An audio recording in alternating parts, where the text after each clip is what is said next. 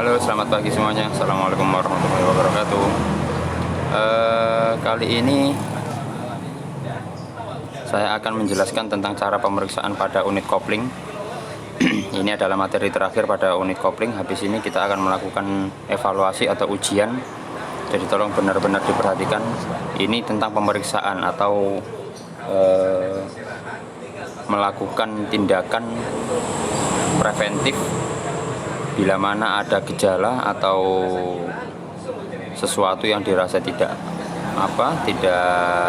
sesuai dengan standarnya pada unit kopling kendaraan Anda. Langkah pemeriksaan kopling mobil atau cara memeriksa unit kopling mobil, kita harus tahu sebelumnya fungsinya dulu. Jadi kalau langkah-langkah tersebut itu kita tahu itu kalau sudah koplingnya dulu yang kita tahu fungsinya. Jadi jangan sampai kita melakukan tindakan tapi tidak tahu kopling itu apa, fungsinya itu apa. Garis besarnya saja seperti yang saya jelaskan tempo hari. Kopling adalah fungsinya ya memutus dan menghubungkan putaran mesin, ya kan, dengan input shaft. Jadi mesin menuju input shaftnya transmisi itu di tengah-tengahnya ada namanya kopling. Jadi memutus dan menyambungnya menggunakan kopling. Nanti kemudian diteruskan ke poros propeller, ke poros aksel, dan ke roda. Jadi saya tidak perlu menjelaskan panjang lebar karena pertemuan sebelumnya sudah saya jelaskan, sudah saya beritahu. Intinya sekarang adalah langkah-langkah pemeriksaannya. Jadi unit koplingnya itu seperti ini dia.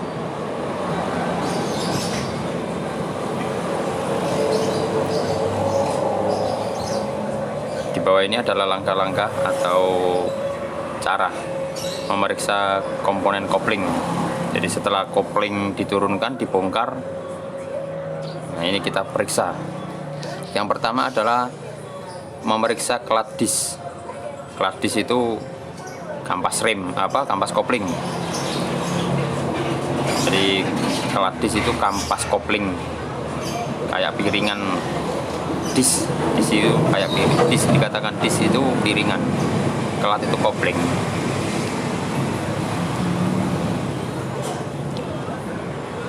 Untuk mengukur tebal plat kopling, gunakan jangka sorong.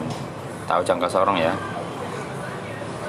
Itu yang ketelitiannya 0,05 boleh, 0,04 boleh.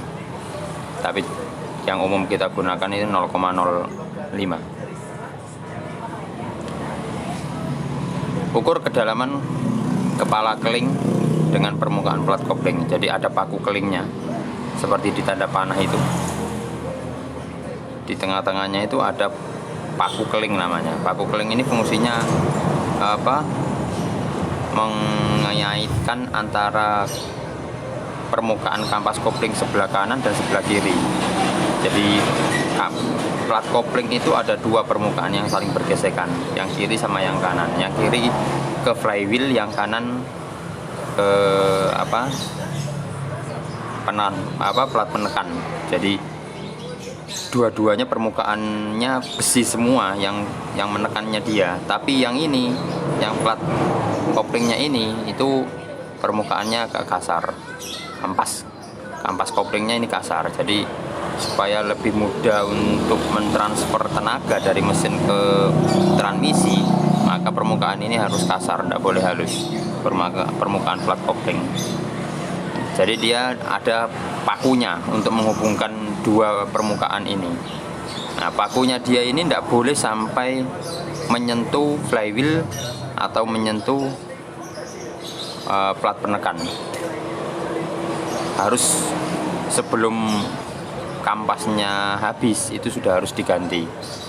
Karena nanti kalau dibiarkan, nanti akibatnya flywheel atau roda gila itu akan rusak akibat menggesek paku keling dia. Jadi tidak boleh sampai menggesek paku keling. Terus berapa kedalaman minimumnya berapa? Ini adalah 0,3 mm.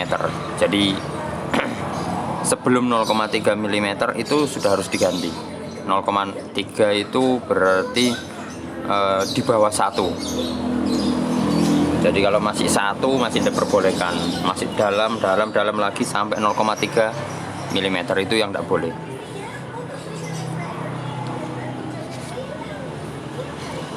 Dengan melihat kondisi plat kopling, kalau memang sudah 0,3 mm, ya kan?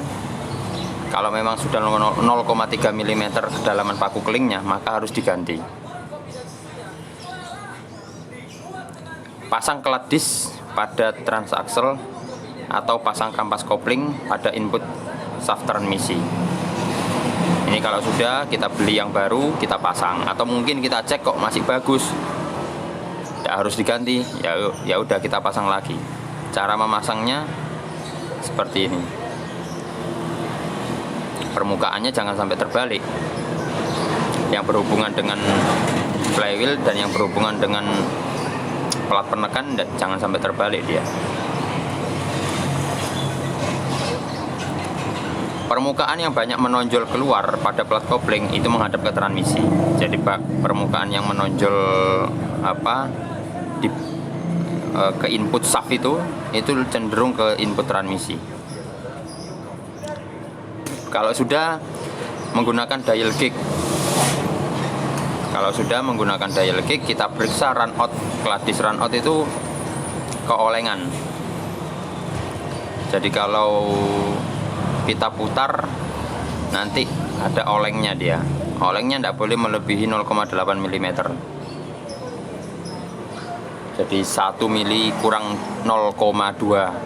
Nah, 1 mili dikurangi 0,2. Hasilnya 0,8. Itu run out maksimalnya. Tidak boleh melebihi 0,8. Semakin tinggi 0,8 lebih, katakan 0,9, itu sudah tidak boleh, harus diganti.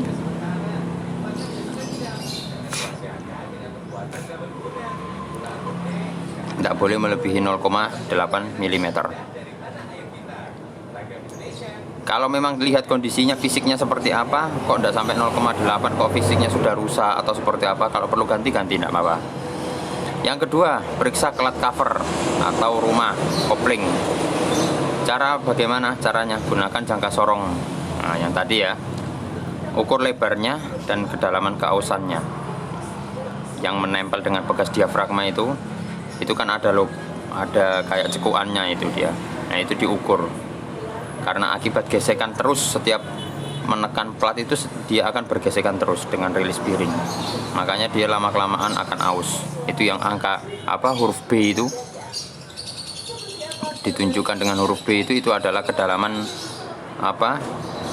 diafragma spring akibat gesekan dengan rilis bearing. Speknya berapa, Pak? Ini kita lihat kedalamannya 0,5 mm, lebarnya 6 mili. 6,0 dengan 6 mili sama saja. Kedalamannya 0,5 mm. Jadi tidak boleh lebih dari 0,5 mm atau setengah mili, tidak boleh. Lebarnya itu jangan melebihi 6. Itu. Jadi ada A dan B, gambar A dan B. Huruf A itu adalah kedalamannya, B adalah lebarnya. Nah, itu keterangannya di bawahnya seperti ini. Jika perlu ganti, silakan diganti.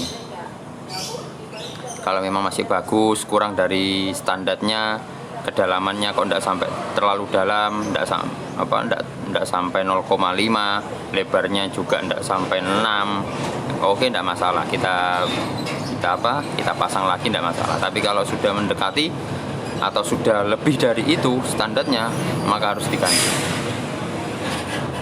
diafragma spring. Oke, selanjutnya adalah periksa flywheel atau roda gila yang menempel dengan mesin ini. Jadi kalau mesin muter itu pasti flywheel ini juga muter dia. Ini yang mendorong, yang memutar kopling ini, yang bergesekan dengan kopling itu ini. Dia bentuknya bergerigi. Flywheelnya ini bergerigi. Ini tujuannya supaya motor starter memutar ini. Jadi memutar roda gigi ini. motor starternya untuk bisa memutar mesin langsung dia. Oke, kita lanjutkan. Pergunakan dial gauge atau dial indikator seperti yang tadi. Juga sama, run out flywheelnya juga diperiksa. Cara memeriksanya seperti itu. Jadi kita putar, kita tempelkan, kita kalibrasi, harus di 0, kita putar, keolengannya berapa kita lihat. Keolengan maksimalnya itu 0,1, tidak boleh lebih dari 0,1, berarti sangat kecil sekali, seperti rambut dia. 0,1 mm, 1/10 mili. Jadi tidak boleh oleng sama sekali. Kalau yang tadi keolengan plat disk 0, berapa tadi? Keolengan plat disk 0,3 ya. 0,8. Keolengan plat disk masih diizinkan 0,8. Tapi kalau di sini 0,1 mm, tidak boleh lebih dari itu.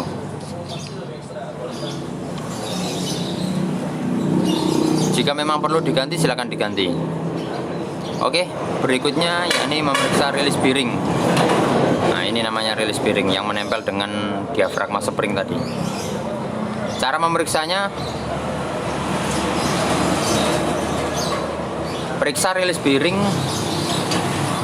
kopling ketika kita putar.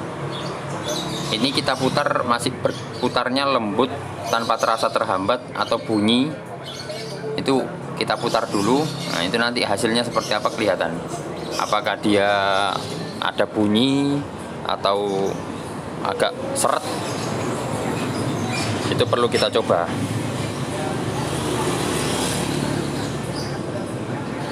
Ini adalah rilis bearingnya yang mendorong diafragma spring ini. Jadi setiap kali ditekan ini akan menempel dengan rilis bearing diafragma springnya ini. Jadi setiap ini pasti sering menempel dia. Makanya diafragma spring ini terjadi cekuan karena sering ketika pedal kopling ini diinjak, ini pasti akan menempel.